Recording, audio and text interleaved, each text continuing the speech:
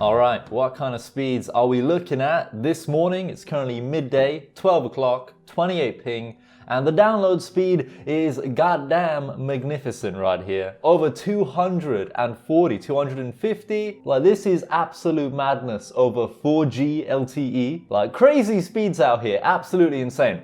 But the only problem is the range of this 4G router is very, very small. We're going to be changing all of that today though with Netgear's AX12 Nighthawk router right here that looks like a goddamn spaceship. We're going to check this out today, hopefully see an enormous improvement in terms of our Wi-Fi performance, as we're going to be hooking this up to our 4G LTE modem that is currently attached onto this little thing right here. But we got a 4G modem right there. If you want to go watch a full video about that guy, press on the card somewhere on screen right now. By the way, if you're wondering what we actually got for the speed test results at the end, 28 ping, 240 download, and 105 on the upload. Pretty damn good, bearing in mind we're 1 on 4G and 2 over Wi-Fi. So not bad speeds, but can they be faster? Possibly, we'll find out. All right, let's get this thing unboxed. By the way, massive shout out. The cram bit just fell there. Massive shout out to Netgear for actually sending this out in the first place. Love those guys, always hooking me up with amazing networking equipment like their 4G routers, this crazy thing. Let's unbox it, man. Let's see what it's all about. And voila, we got this spaceship looking router inside. Okay, we got this manual, ooh, a nice flat black Ethernet cable, and then a giant power brick. Okay, that's it for the packaging contents though. Oh God, I don't want to get fingerprints all over this thing.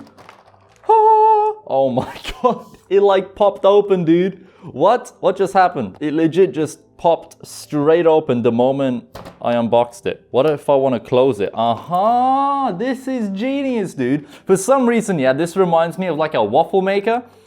I don't know if I'm just crazy or something, but anyway, this is one fancy looking router, eh? Right, we can do a peel, of course, so there's a lot of things to peel off. Ooh, yes. I think that is all of it. Right, I've plugged it in. I think it's gonna turn on.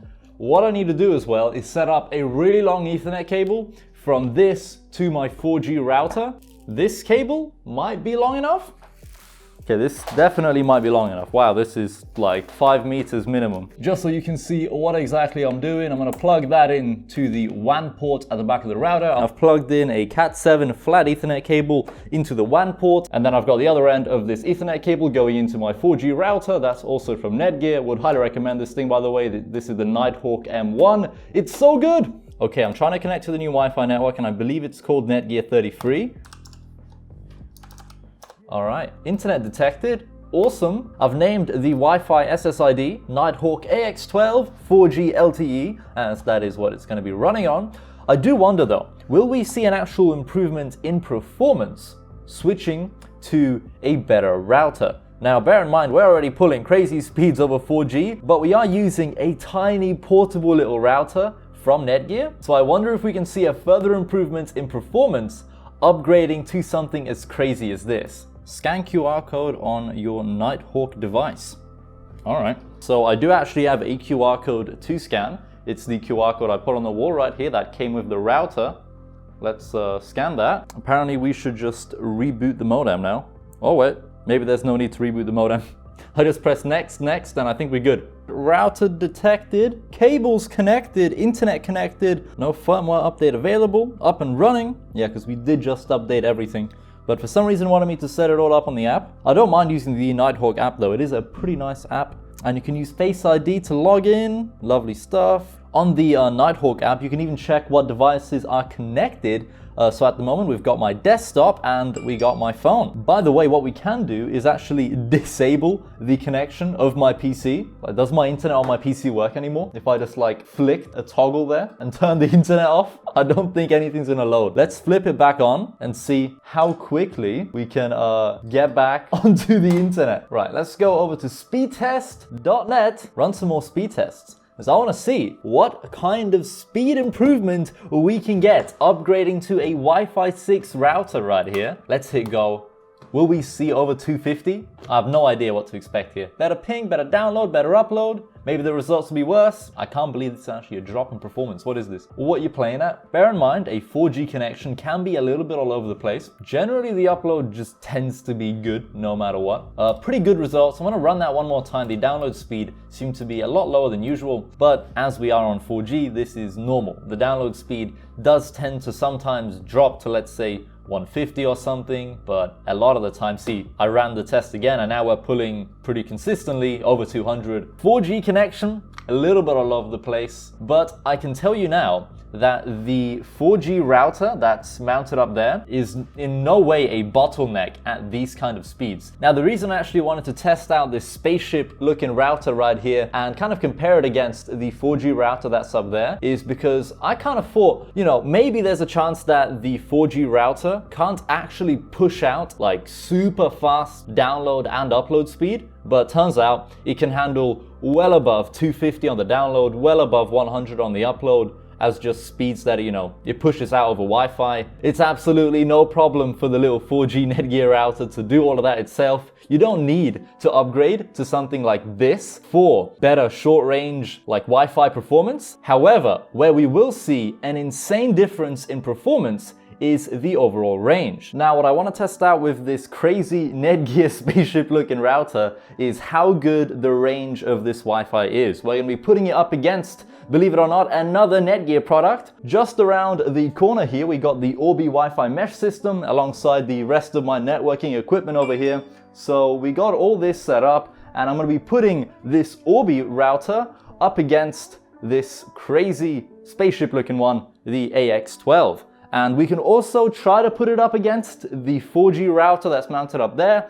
However, the range of that little 4G router isn't very good. Right, I'm outside. Hopefully it's not like crazy windy out here and the mic's not getting too affected by this. But I can confirm I'm still on the Netgear Nighthawk router. Now I'm still on full bars. Will we get very similar speeds as to what we were getting earlier? Wow, oh my god, dude, this is mental. Like, the range of this thing is crazy. 200 outside. We're just below 90 on the upload. We've seen pretty much zero performance loss going all the way outside. Let's compare this to the slightly slower Orbi network and see what kind of speeds we're getting here. To give you some context, these are generally the top speeds that the Orbi router can push out, as the Orbi router is connected to a stock EE 4G modem that my ISP gave me, and these are the top speeds that 4G modem can actually grab. It's about 150 on the download and around 75 on the upload. Those are its top speeds. So the ping is looking at around 31. Now bear in mind I'm in the exact same spot here, but clearly that AX12 router is doing bits out here. Ooh, for the upload speed we're getting less than 1 here. 1, 2 megabit, 3 megabit, 10 megabit on the upload. Quite a difference here, quite a difference. I would run a third speed test using the little 4G router, however, it doesn't even reach this far away. Stepping back inside the apartment here, I'm gonna hop back onto the little 4G router, run a speed test on this, see what we're getting. Now, I've only walked like, I don't know, 2 meters inside. We've just managed to grab the signal of the little 4G Nighthawk M1 router. 24 ping, pretty good. So the moment you step inside, you actually just barely grab the 5 gigahertz band that router is emitting, but we're pulling about 128 on the download. Yeah, pretty decent speeds out here. But as you saw, that new Nighthawk spaceship looking one is doing way, way better, even at a longer range. I'm gonna try and introduce a bunch more obstacles in its way this time. So we're gonna shut a bunch of doors. And of course, we're gonna do this in my bathroom. Apparently we are still on full bars. Let's see what kind of speed test we can get here. Wow. The fact that there's multiple rooms between us doesn't seem to bother this router very much. 170 on the download. Now this is kind of like almost worst case scenario. Like, I've walked pretty far from it. We've closed every single door in between me and the router. Pretty thick walls as well, but not a bad speed test result. Now, can we run a speed test using the little 4G router? I doubt it, because it doesn't even show up on Wi-Fi. But we can compare it to Orbi once again. Now let's see what a slightly lower end Wi-Fi router can pull off. Orbi generally does tend to do pretty damn good in most tests. So 75 on the download, and the upload speed, see, it seems to struggle a lot with upload speed on Orbi. Yes, we're getting about 30 on the upload here. Not bad. But if we hop back onto the spaceship router, we should see way better results. Oh my god, man. Can't get enough of running speed tests on this router, man. It's too good. 250, 260, 200. What? I'll tell you for a fact, I've never seen the download speed go up to 275 before. That's actually somewhat of an improvement in terms of actual Wi-Fi speed. I definitely wasn't expecting to actually see an improvement in speed, short range that is. Definitely didn't think that was going to be happening just by upgrading my router, but somehow we've gone up about 35 megabit per second on the download than my all-time best speed test result before this. So that's pretty sick. But I do want to make this disclaimer. For most people, you probably aren't using 4G or 5G as your, main home broadband. Most of you are probably with fiber or, VDSL, ADSL, whatever kind of internet connection you have. It's probably not 4G, it's, cable or something, right? By upgrading your router, you probably won't see an actual increase in your, overall network speed. Your network speed is determined by what your ISP gives you as a package. So if you're paying for 100 up, 100 down, that's what you should be getting with your stock router, Just by upgrading your router, it's not suddenly gonna go to 200 download speed. You're paying for 100 upload and 100 download, It's not gonna just magically go faster.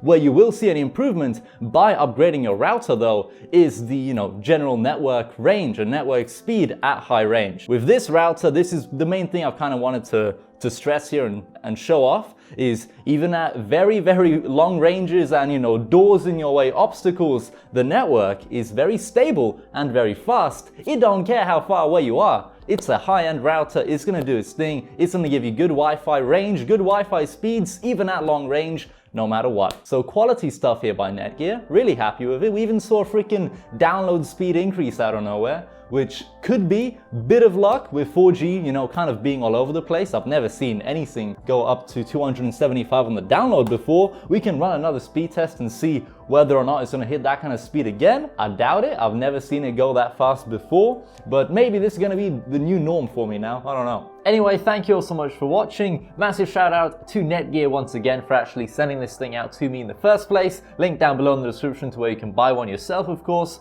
And if you do want to see a follow-up video where I cover a lot more of the actual features of this router, please let me know in the comment section down below and I'll be sure to make that video, as there's so many more things to actually cover about this thing. This is genuinely a crazy router. It even has a 5 gigabit port at the back here. Also, one thing I noticed is that in certain configurations, you could achieve faster download and upload speeds using Wi-Fi as opposed to using the gigabit Ethernet ports. However, if you do choose to use the 5 gigabit port at the back here, you could achieve way faster than Wi-Fi, of course. Anyway, I'm gonna get going. Thank you all so much for watching. As I said, if you want to go see a follow-up video of this router, please let me know in the comment section down below, as there's so much more things to actually cover about it. But I hope to see you guys in another video soon.